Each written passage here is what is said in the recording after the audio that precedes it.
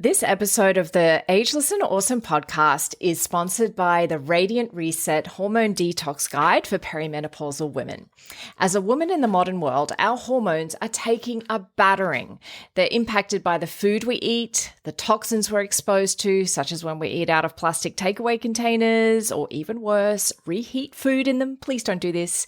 If you're handling FPOS receipts, filling the car with fuel, eating non-organic produce that hasn't been washed effectively, plus so much more things add to our toxic load every day.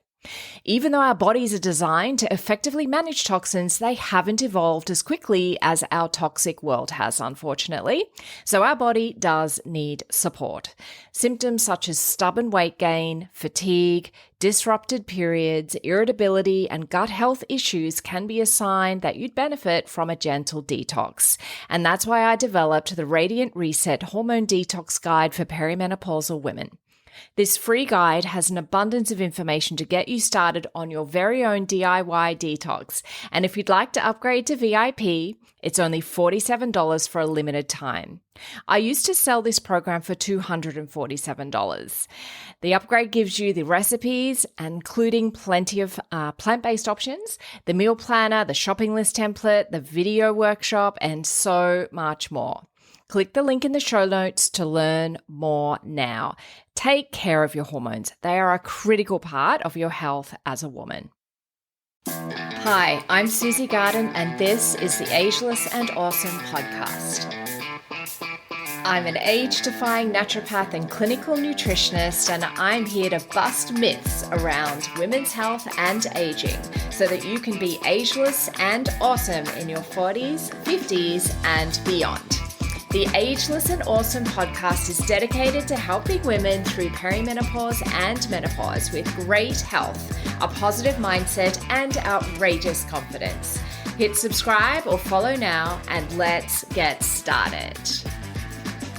Hello, gorgeous one, and welcome to this week's episode of the Ageless and Awesome podcast.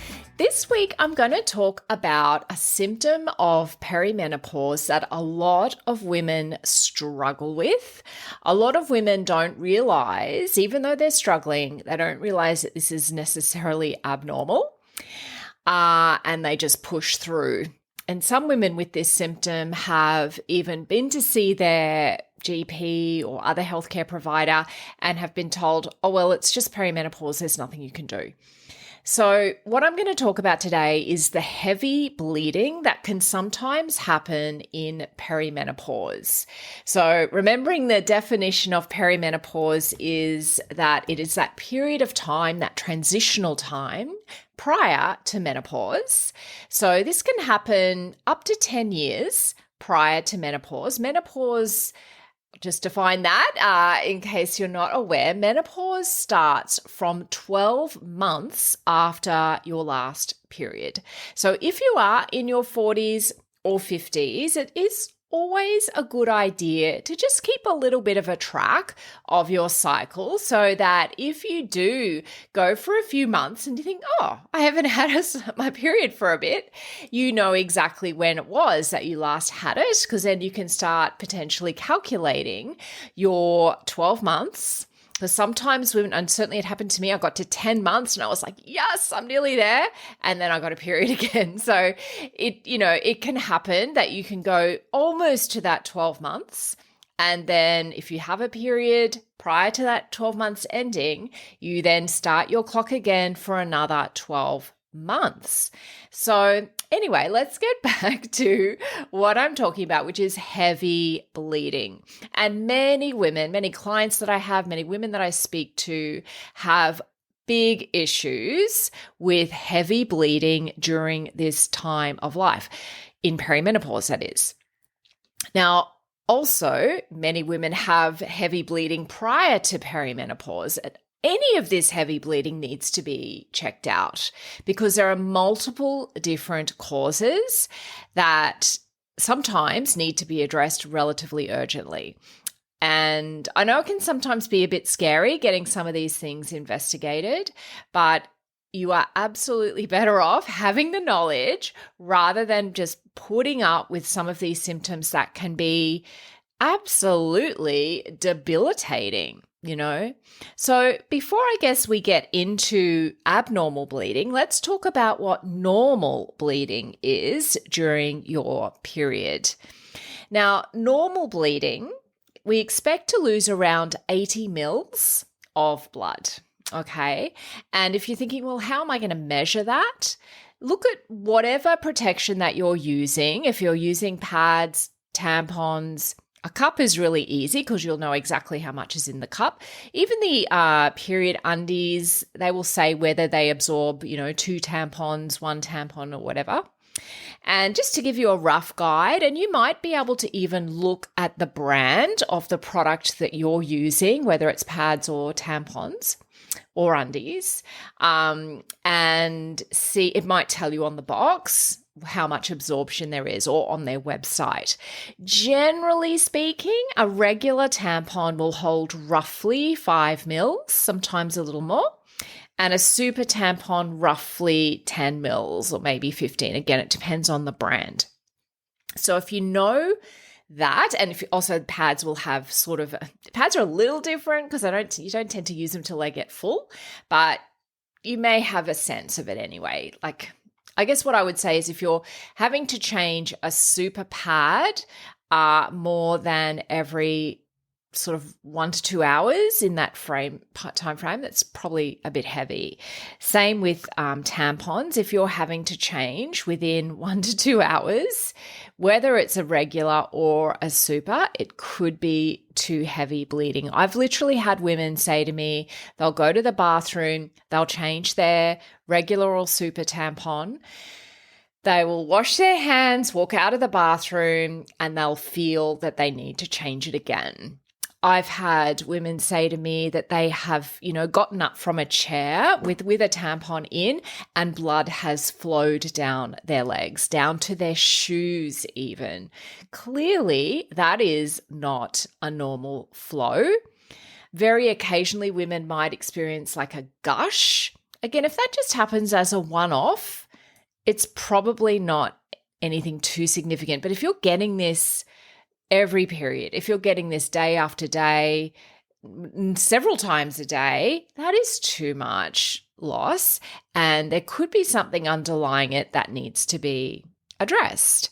Other clues are the amount of clots that are in your flow. And if you've never noticed, it's probably a good idea to check it out, to look at the flow, look at the tampon, the pad, etc., whatever you're using. I know it is a little hard in the undies because they tend to have black liners, but if you can have a look and just see, are you seeing lots of tiny clots? That's generally okay. But if you're seeing clots of the size of a 20-cent piece, an Australian 20-cent piece, that is not okay. That is something that needs to be checked out. And yeah, it is really important to really look at this and understand your menstrual health by being a little bit more in touch with what's happening to your body during your period. Another clue that your period is too heavy is that you just can't get your iron levels within the normal range. And again, I see a lot of women that have low iron consistently. They really struggle to keep their iron levels to, a range that's going to be workable for their body, because we need iron for many, many, many different things, including energy. And it's horrible to be dragging yourself around with no energy because you can't get your iron into a decent range. And that could be another sign that even though you may not think your periods are ultra heavy, maybe they are. This is one of the things I have found over my years of clinical practice is the heaviness of a woman's periods is not necessarily something they're discussing a lot with their friends. And even if you say, oh, I've got really heavy periods, when I really drill down, because if you're a client of mine listening to this, you know that in the initial consult, we get into the nitty-gritty of period flow and to really understand what is actually happening. What is the flow normal volume of 80 mils, or is it really not, and whether that's whether it's too light. Too light's generally not super significant unless you're trying to get pregnant, which is not necessarily the cohort I work with, although I do have some women that I work with fertility that we've had some really good success with. But the majority of women I work with are in that perimenopause or postmenopause stage. So yeah, if you're struggling with your iron, then another clue, particularly if your doctor hasn't asked you about your periods, or if they've just said, do you have heavy periods?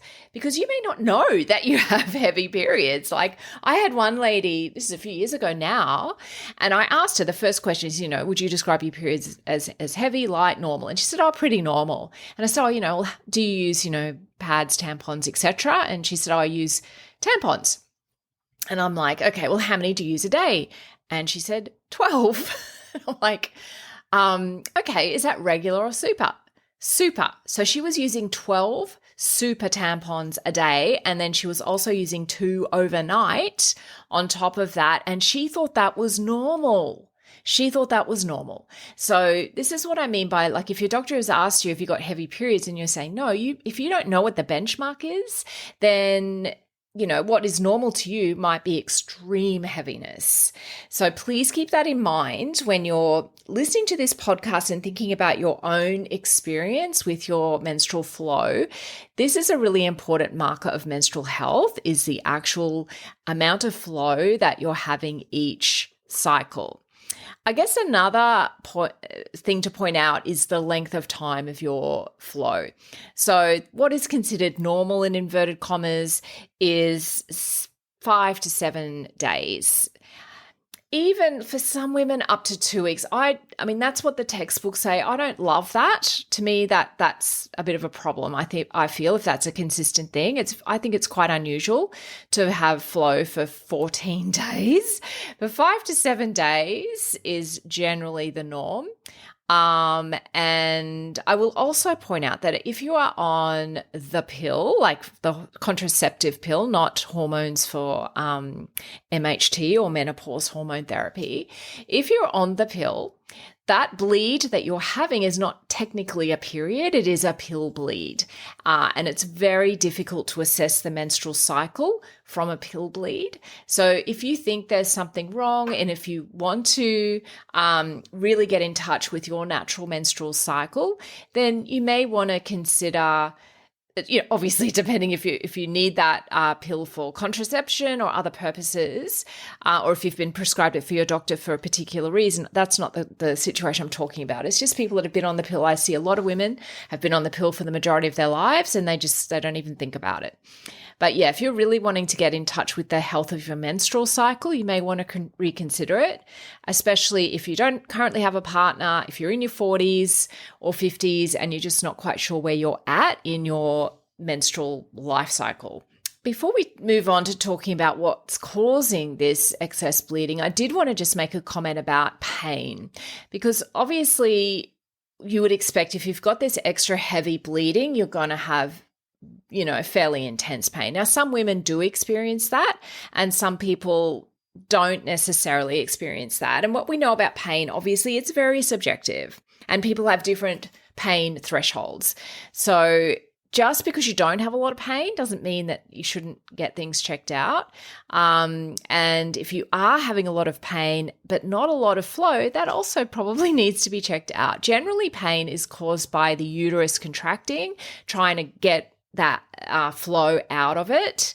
But yeah, sometimes for whatever reason, and there can be a number of different ones, if that uterus is a little bit overreactive, or if there's a lot of clots, or there's IBS, sometimes the bowel and the uterus kind of sit pretty close to each other, so they can talk to each other through the nervous system. And sometimes if you have IBS, that means you can have fairly painful periods, and vice versa. If you have painful periods, that can often give you diarrhea and things like that. Not necessarily in a technical IBS, but still it can happen.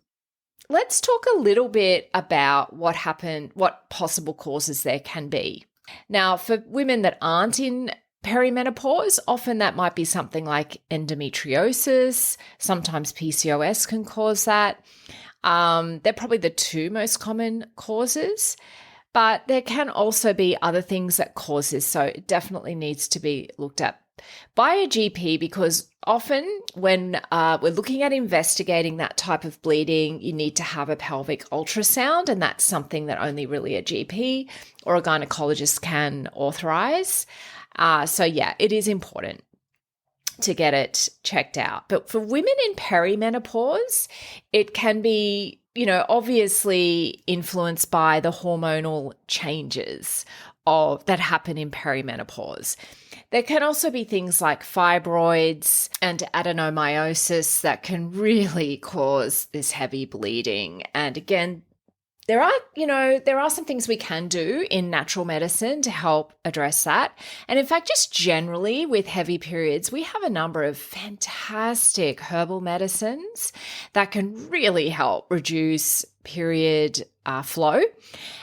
I'm not going to talk about those on this podcast because I do really believe that when it comes to this part of our health, our uterine health, I really do feel that you need to see a practitioner and not just experiment with herbs, over the counter or whatever, to try and manage it on your own. It really does deserve a proper investigation. But just so that you do know, if you go and see your healthcare professional and they tell you, there's that it is fibroids or it is adenomyosis or it's something like that once you have that sort of diagnosis, then that's something that you can work with a naturopath to get some good relief of your symptoms. Now, sometimes women are advised to have surgical intervention with regard to that, and that is absolutely a discussion for you and your healthcare professional, your medical healthcare professional. That is beyond my scope of practice. But yeah, it's good to be armed with as much information as possible about your body. So yes, so there are some herbal medicines we can use, but as always, in natural medicine, we want to get to the underlying cause. So if it is hormonal imbalance, then we want to look at what your hormones are doing and then manage that. And there's a few different ways that we do that. There are dietary measures that we can take because when we are looking at, for example, hormone imbalance, and we know women in perimenopause have hormone imbalances, that's part of the process. So we can help manage that using liver supporting foods like our cruciferous veggies. So making sure you're getting lots of veggies like your broccoli, your cauliflower, kale, Brussels sprouts, spinach, garlic, onion. Obviously, if those foods are tolerated by you, just a little caveat, if you do have thyroid issues, you need to cook those foods really well rather than having them raw, only if you have a thyroid problem. So we want to really help support the liver to do its job to detoxify and clear hormones so that we can balance out those hormones naturally. If you are holding excess weight, then it's a really good idea to work on managing that to bring yourself into a healthy weight range. As you know, that's something that I love to support women doing. And that is something that's done also with a focus on perimenopause management and postmenopause management. So definitely getting as your body into as healthy a state as possible through diet, through making sure you're eating the right foods to support the right organs, if you like. I did mention liver, but also, lots of antioxidants, brightly colored berries, fruits and veggies are going to give you lots of good antioxidants. That does also help with detoxification. Also, just making sure you're getting enough protein, enough omega-3 fatty acids, etc. To know whether you're getting enough protein, the general rule is that it's 1 gram for every kilo of body weight that you have. Now, for some people, we want to go a little higher than that. For some people, maybe a little lower. So again, talking to a healthcare professional can be very beneficial to make sure that what you're doing is actually going to work well for you and is actually going to get you the result you want in as fast a time as possible for you in what you're looking for. And I can't stress that enough. I see some women that have done extreme dieting to lose weight in a very short period of time when they haven't really needed to. We want ideally sustainable weight loss, and sustainable weight loss looks like around 0.5 to 1 kilo a week, not, losing extreme amounts of weight over long periods of time. That is not over short periods of time rather, that is not ideal. And that really helps to trigger the yo-yo effect, where you're just going to put that weight all back on in a very short amount of time, and usually more as well. I've talked about the yo-yo effect before in previous podcasts. You can probably search for it, and I've explained the actual science behind the yo-yo effect, what goes on in your body biologically. So let's see, what else can we do? Obviously, keeping hydrated is really important. Making sure you're eating lots of iron-rich foods. And when you're eating those iron-rich foods, and I'm not necessarily just talking about red meat, because I know that's what everyone thinks of when they think of iron-rich foods, but really your dark leafy greens with vitamin C, because vitamin C aids absorption. And the great thing is nature provides us with vitamin C in a lot of those iron-rich foods, like your leafy greens, nuts and seeds, things like that. Avoiding having your iron-rich foods around tannin-containing beverages, so dark beverages, so cola, tea, coffee, red wine, they will help to block your iron receptors so you don't absorb that iron very well. So ideally you would have your iron-rich meal and then none of those iron-blocking kind of drinks until the ideal is 2 hours afterwards. So there's a hot tip for you. And same with your iron supplements. If you're having breakfast, have your iron supplement and then having a coffee, you've just kind of wasted your money. So I would always recommend having your iron supplements either at lunchtime or at night with food, away from any of those dark colored beverages. Let me think if there's anything else. No, I think let's do a little summary. So I've talked about what is normal bleeding and what is abnormal. So knowing that and having that information is necessary. So once you've realized that perhaps your bleeding is unusually heavy, then probably the next best thing to do is to have a discussion with your GP to make sure that no other referral is required, no other investigations are required, or if they are, then great, get them done. And then if you're getting told nothing's wrong with you, or you're getting told, oh, this is just normal, part of perimenopause, just put up with it, all of that sort of thing, then you may get benefit from reaching out either to me or to a naturopath or nutritionist in your local area to get some support and help. So I hope this episode has been helpful. I'd love to hear from you to see what your thoughts are. Is this something that's happened to you? Do you feel like you've been gaslit a little bit, that you didn't realize how heavy your periods actually were? This is all really, I think women, we just don't get enough information about our bodies and how they work. And so anything I can do to help support women to get information, I am all for. So please do let me know if there's other topics that you would like me to cover. Anyway, it's been great having you listening today. Enjoy the rest of your week. I'll be back on Thursday with Q&A. Thanks so much for joining me today on the Ageless and Awesome podcast. If you liked today's episode, please make sure you click the little plus button if you're on Apple Podcasts, or the follow button if you're on Spotify, so that you get each new episode delivered to you every week. If you like free stuff, then head to the show notes and click the link to receive my free Radiant Reset Hormone Detox Guide for perimenopausal women. Or if you'd like to continue the discussion, head over to Instagram and DM me at Susie Garden Wellness. I'd love to connect with you.